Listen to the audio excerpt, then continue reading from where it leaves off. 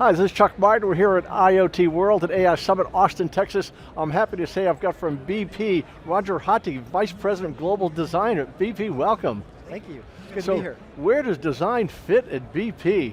It's a great question. The question really back to everybody is, where doesn't it fit?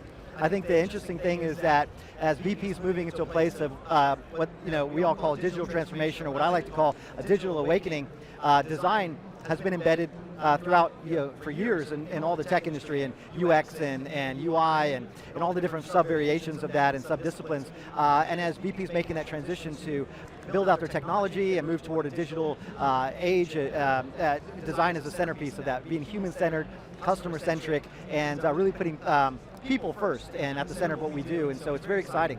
So you came in a few years ago. When you came in, would people say, we've got this, we don't need this?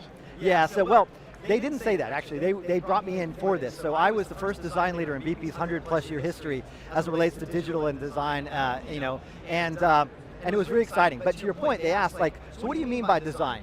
And when I answered that question, the next question inevitably was, well, what do you mean by design in BP? And then it kind of moved how do we get designers? And then it moved on to, right now, how do we make sure that designers aren't at the end of the process just putting UI on it, but they're in the strategy and the design thinking and all the way through the whole product lifecycle. And now we're moving into a place where it's starting to build out into mobilize into squads and teams and really working closely with product and tech and being able to see design make that impact. But I think where we're going to go, and what's exciting, is that one day they won't ask for designers. And they won't ask what is design, because they already know. And design is already embedded pretty much everywhere. So what they're asking in our company is something totally different. In the future, I believe they'll be asking, what do we design next together? And I think that's the powerful thing about what we can do with design across the business. So to get this started, does someone high up at BP say, hey, I don't like the way things look around here?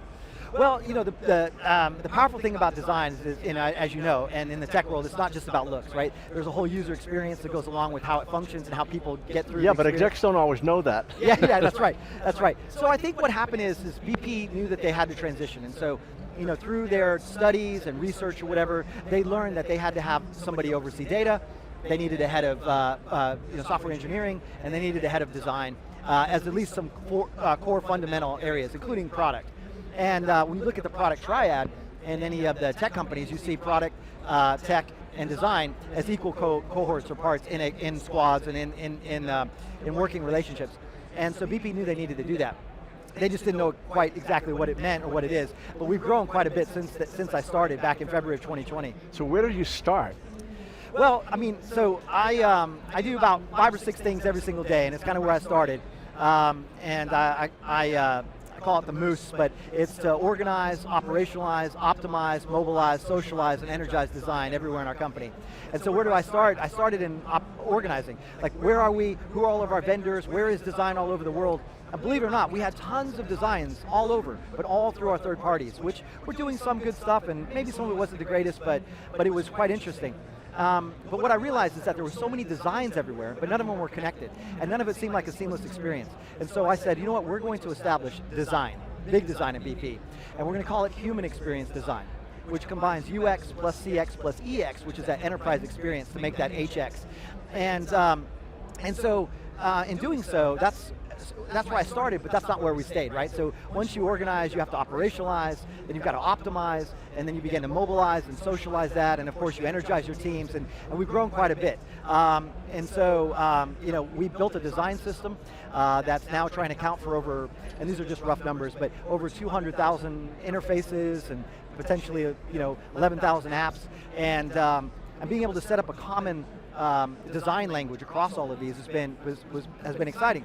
And in doing so, in the last, I would say 13, 14 months, we've onboarded at least anywhere between 1,100 and 1,300 designers to that design system, just to be able to have that cohesion across the company. So you basically came out of Hollywood and that whole world.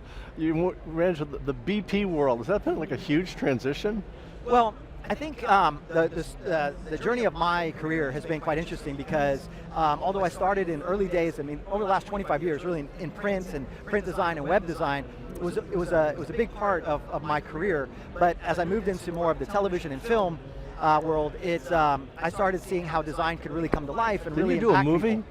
What's that? Didn't you do a movie? Yeah, I did. I wrote and produced a film that won an international film festival and kind of launched me in a different place in my life. It was really exciting. That just seems so far from BP. Well, I think where it led me was into the digital world of being able to tell the story in richer devices and more smaller screens, not just a large silver screen.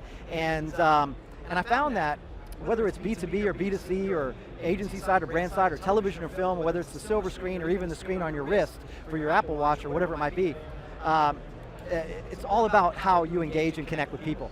And it's all about the story we tell. So the story that we were crafting and writing for a film is the same story that we're crafting and writing for our consumers, our customers, and even our people in our company. And even more so, the opportunity to be able to take all that I've learned through digital and technology and all the mobile that I was in and e-commerce and all that, to be able to say, hey, how do we do this now and harness the human experience design to reimagine energy for people and planet?